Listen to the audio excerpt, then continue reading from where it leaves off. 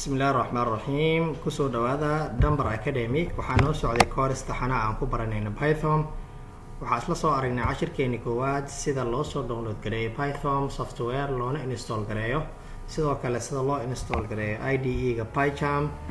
Okay, software-ka ama IDE-ga ama environment-ga aan ku shaqeynayno hore ayaan usoo install gareynay. Waxaan kaa codsanayaa haddii aad ku cusub tahay fadlan soo daawo muuqaalka ka horeeyay aan ku dhigi doono description-ka linkigiisa guul ayaan ku rajeynayaa. Okay, marka aan soo galno file-keena ama IDE-ga naga xir file-kan waxaan rabnaa inaan barano sidee Python file loo create gareynayaa.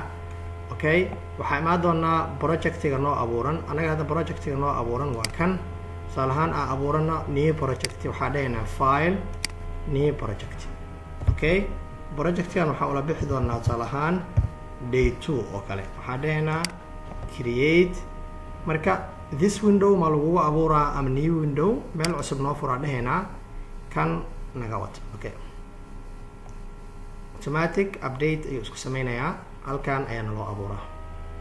Okay, mar walba aan create gareyno new project, file-ka ugu horeeya ina loo abuurayo waa main.py.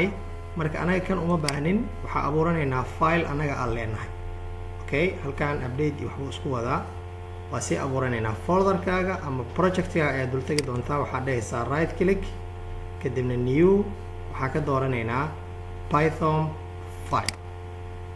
halkaas waxaa gelinaynaa file-keena magaciisa. waxaa dhahaynaa index waa file name-ka, .py waa extension-ka ay leedahay Python, kadibna waxaa dhahaynaa enter.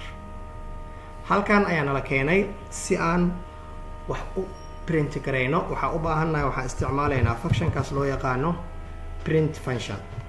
bracket ayaan u furaynaa. halkan waxaan dhex gelin karnaa double quotation ama single quotation. waxaan dhahaynaa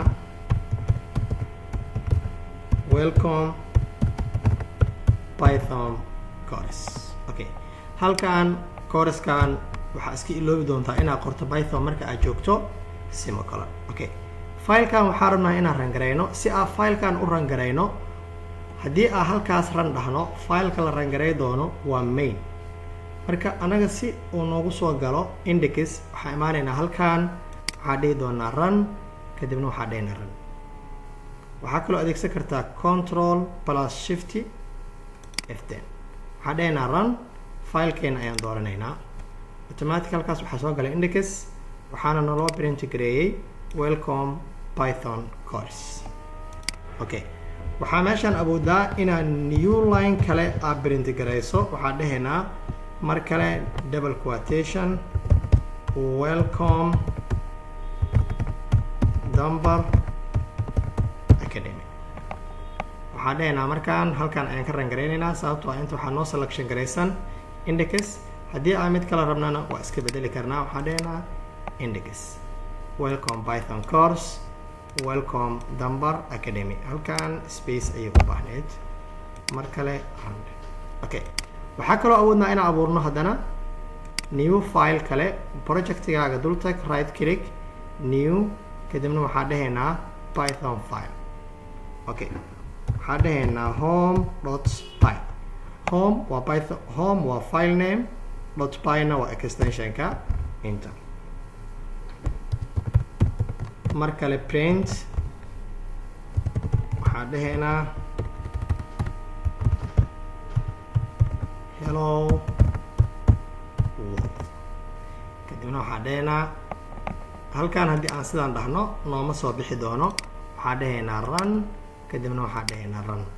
waxaan ka dooranaynaa home hello world. Okay, cashirkan waxaan ku baranay sidee Python file loo abuuraa, sidee wax loo soo print gareeyaa. halkaas ayaan ku joojinaynaa. wassalaamu calaykum.